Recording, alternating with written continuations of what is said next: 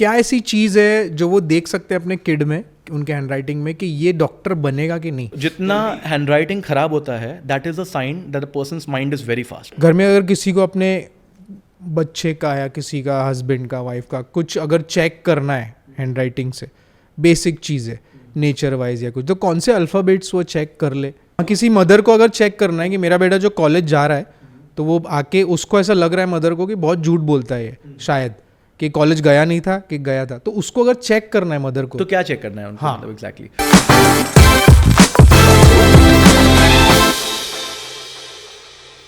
जितना हैंडराइटिंग खराब होता है that is a sign that the person's mind is very fast. बहुत फास्ट लिख रहा है, बहुत फास्ट सोच रहा है. और फास्ट सोचना बुरी बात नहीं है, पर हैंडराइटिंग जब खराब हो जाती है, उसे एक क्वालिटी जो खराब हो जाती है दैट वो छुपाना शुरू कर देता है इंसान.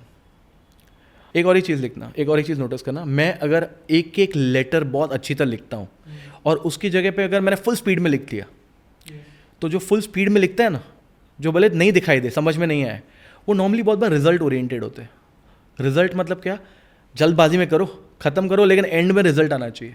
अभी एक और ही चीज़ नोटिस करो आप, प्रिस्क्रिप्शन किसको पढ़ना है? केमिस्ट को. केमिस्ट को. क्या केमिस्ट को समझ में नहीं आता है? वो लोग को समझ में आ ही जाता है. तो जब एंड रिजल्ट हो रहा है तो डॉक्टर को तब तक तकलीफ नहीं है जब तक केमिस्ट पढ़ पा रहा है. तो ये चीज़ नोटिस करना, doctors are highly intellectual people. Intellectual people are very result oriented. नहीं, अभी कितने सब्सक्राइबर्स होंगे ना, वो इनके उनके बच्चे शायद डॉक्टर का टेस्ट दे रहे होंगे या एग्जाम्स दे रहे होंगे, तो क्या ऐसी चीज़ है जो वो देख सकते हैं अपने किड में, उनके हैंडराइटिंग में, कि ये डॉक्टर बनेगा कि नहीं? अभी बात करते हैं 3 टाइप के लोगों की. एक है जो कर्सिव राइटर है और वो प्योर कर्सिव लिखता है, उसका दिमाग ज़्यादा साइंटिफिक होएगा. उसके लिए डॉक्टर बनना और साइंटिस्ट बनना बहुत आसान होएगा. क्यों? क्योंकि उसका दिमाग एक लेटर को दूसरे लेटर के साथ कनेक्ट कर रहा है, और जितना ज़्यादा वो लेटर को कनेक्ट करेगा उसका रीजनिंग कैपेसिटी स्ट्रांग होएगा, उसका लॉजिकल माइंड होएगा. एक के बाद बी, ए के साथ समझो, ए के साथ बी कनेक्टेड है, बी के साथ सी कनेक्टेड है, उसको रीजनिंग पावर है उसके पास. अभी सोचो आपके लेटर्स कनेक्टेड नहीं है, तो उनके अंदर क्वालिटी होता है, they have a very intuitive mind. Intuitive मतलब गट फीलिंग उनका स्ट्रांग है, वो लोग गट फीलिंग के बेसिस पे डिसाइड करते हैं. तो अभी बताओ हैंडराइटिंग कौन सा अच्छा हुआ? तो जब हम बड़े होते हैं, जब एज अ एडल्ट, जब हम दोनों मिक्स लिखते हैं, विच इज़ वेरी गुड. हाँ, मैं वही बोलने वाला था, मेरा तो मिक्स ही है. हाँ, तो अगर आपकी हैंडराइटिंग में मिक्स है, it means your mind is strong intuitively also and logically also.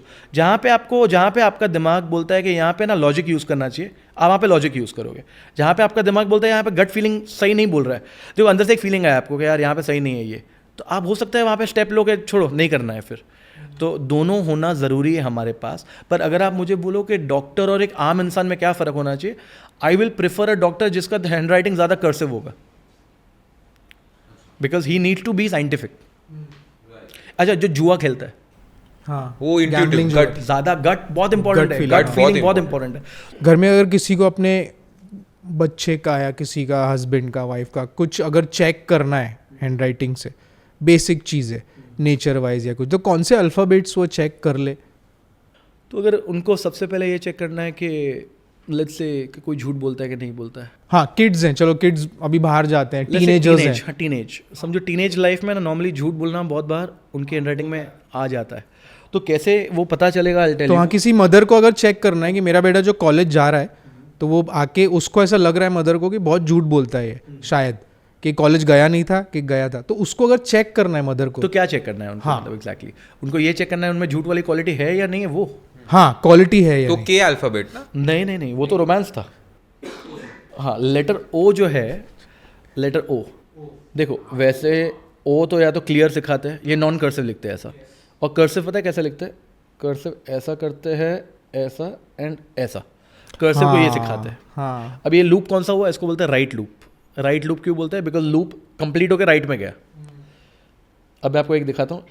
अगर किसी ने ओ में पहले लेफ्ट बनाया और फिर उसने राइट भी बनाया, और फिर अभी ध्यान से देखना कि ये वाला जो पार्ट है ना, ये जो इंटरसेक्शन है बीच का, हाँ, मतलब ये जो पार्ट है, दिस पार्ट, जितना लेफ्ट वाला लूप और राइट वाला लूप एक दूसरे को इंटरसेक्ट करेगा, और उन इंटरसेक्शन की वजह से जो थर्ड लूप फॉर्म हो रहा है ऑटोमेटिकली, वो कितना साइज में बड़ा है, दैट विल डिटरमाइन कि वो कितना बड़ा झूठा है.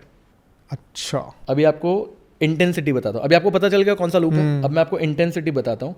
जैसे फॉर एग्जाम्पल लेट्स से ये और ये कौन बड़ा झूठा ये है? कम झूठा वो बड़ा झूठा. बराबर.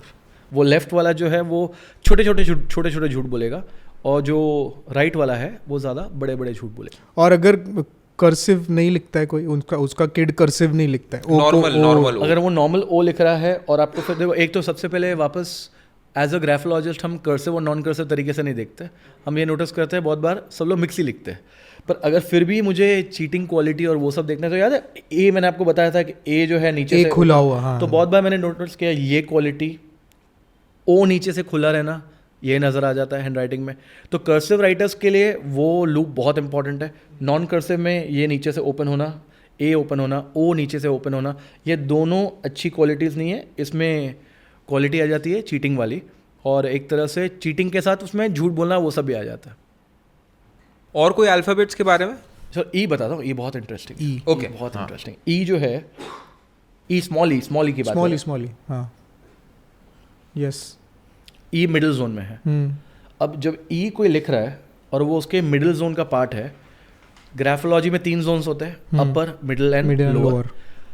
अगर किसी का ई हर बार ऐसा बंद हो जाए, आपको ई का ये अंदर का पोर्शन अगर नहीं दिखाई दे रहा है, अगर आपको ई का अंदर का पोर्शन नहीं दिखाई दे रहा है, upper part, very high chances, अगर लेट्स से ये फॉर्म ये नहीं दिखाई दे रहा है, ऐसा हो गया बहुत बार, चपटा हो जाता है, मतलब एक तरह से उसको डाइजेशन इश्यूज होते हैं, क्योंकि वो मिडिल पोर्शन है.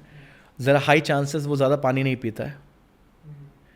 अब ये कनेक्शन साइकोलॉजी वाइज मैं आपको बताता हूँ. ज़्यादा पानी नहीं पीना, डाइजेशन का ख़राब होना, साइकोलॉजी इसको वैसा नहीं देखता. ये तो मेडिकल ने देखा. साइकोलॉजी क्या कर रहा है ग्राफोलॉजी के अंदर, वो इस ई को बोलता है they are not good listeners. E को वो रिप्रेजेंट करता है विथ ईयर्स. अच्छा. कि हमारा स्टमक, हमारा डाइजेशन हमारे इमोशंस के साथ जुड़ा हुआ है और हमारे लिसनिंग कैपेसिटी के साथ जुड़ा हुआ है. एक मूवी याद आ जाएगी आपको, जैसा बोला भी था कि इमोशंस मोशंस के साथ कनेक्टेड है. कौन सी मूवी है वो? पीकू मूवी, अगर आपको याद है, जिसमें पीकू में अमिताभ बच्चन को कॉन्स्टिपेशन इशू था पूरे मूवी में. यस. उसको कॉन्स्टिपेशन इशू था, एंड अगर आप उसकी पर्सनैलिटी को देखो जिस तरह से बनाया गया है, he is not a good listener. वो ना दीपिका की सुनता है, अपना बोलता है, वो अपना बोलता रहता है. करेक्ट. फिर एक ही बार एक फाइनली हमारा हीरो आता है, कौन? वो इरफान आता है, और उसको एक दिन चुप कर देता है. इरफान आया उसकी लाइफ में, उसको कुछ सुना के गया, और पहली बार उसने सुना. वो जो सुना उसने, सुनने के बाद उसने लाइफ को उस दिन खुल के जिया. वो खुल के जिया, क्या दिखाया पता है मूवी में? उसके अगले दिन उसको वो वॉशरूम मस्त जाता है, उसको मस्त तो वो मोशन आ जाता है, और उसके बाद वो मर जाता है. हाँ, वो गया, ख़त्म हो गया. अब यहाँ पे नोटिस करो आप, उसके इमोशंस अटके हुए थे, वो किसी की नहीं सुनता था. ये लेटर ई में ऐसा ही कनेक्शन है. तो अगर जब आपको ये वाला ई मिले ना, जिसका पूरा चपटा हो गया, क्या क्या बातें हम बोल सकते हैं सामने वाले को? पहला, you are not a good listener.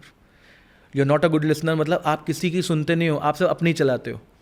ठीक है. सेकेंड, उसका डाइजेशन इशू होने के चांसेस ज़्यादा है. और विनीत का ई भी ऐसा ही है. मैं वो बोलना नहीं चाहता था, बट यस. आपने बोला था मैंने अभी तुरंत देखा. Not a good listener. मैंने अभी तुरंत देखा. उसका तो दिख ही नहीं रहा है, उसका तो सी दिख रहा है ऑलमोस्ट. देखना तो हॉर्स का ई. नहीं, वो सी बनाया मैंने. हॉर्स में सी कैसे आएगा? नहीं, थोड़ा वो ऊपर सी नीचे. बनाया अभी बोल रहा है वो. I don't know the spelling. ये क्या स्पेलिंग क्या है? इसका है हॉर्स ना? HORSC. नहीं हॉर्स. HORSC. ओके. तो ये हो गया. बहुत ब्यूटीफुल कनेक्शन था वो हाँ. पीकू का. ये किसी ने नोटिस नहीं किया होगा. इतने लोगों ने फिल्म देखी है, बराबर, पर वो नोटिस ही नहीं की. तो चलो एक बात बताता हूँ, बहुत इंटरेस्टिंग है. ठीक है. एक छोटा लेटर है, लेटर क्यू, हम वो देख सकते हैं. क्यू बताता है कि आप कितने अग्रेसिव हो माइंड से. अगर लेटर क्यू जो नीचे से एंगल बनता है, बहुत बार आप नोटिस करो, बहुत बार फास्ट लिखने पे ये नहीं बनता लोगों से. This is a very important angle. मतलब ये एंगल होना चाहिए. एंड अगर ये हैंडराइटिंग में, पूरी हैंडराइटिंग में every time you are putting this angle, it means you know when to be aggressive at the right time. एक है एंगल के साथ क्यू, तो वो हो गया aggressive at the right place. ये हो गया लेस अग्रेसिव, कर्व. हाँ, कर्व. और ये हो गया नॉट अग्रेसिव एट ऑल. थे हमारे एक्स प्राइम मिनिस्टर जो थे डॉक्टर मनमोहन सिंह, वो थोड़े शांत ज्यादा शांत दिखते थे type थे, एकदम right. हाँ, मतलब वैसे अग्रेसिव नहीं थे मुझे- जैसे जैसे इंदिरा गांधी दिखती थी बराबर मुझे एक और एक एग्जांपल याद है. नॉर्मली नोटिस किया जो इतने शांत लोग होते हैं ना, ये लोग हॉस्पिटैलिटी इंडस्ट्री में फिट हो जाते हैं ना. हॉस्पिटैलिटी इंडस्ट्री वो है जहाँ पे आपको कस्टमर के साथ बहुत प्यार से बात करना है. आपके सामने कस्टमर आया है, बहुत गुस्से में है, वो आपसे बात कर रहा है, आप अपना गुस्सा नहीं दिखा सकते हो. तो नॉर्मली देखा गया है, if you are a leader, if you are a businessman, if you are an entrepreneur, आपके पास वो क्यू में एंगल होना ही चाहिए. It's a very important part.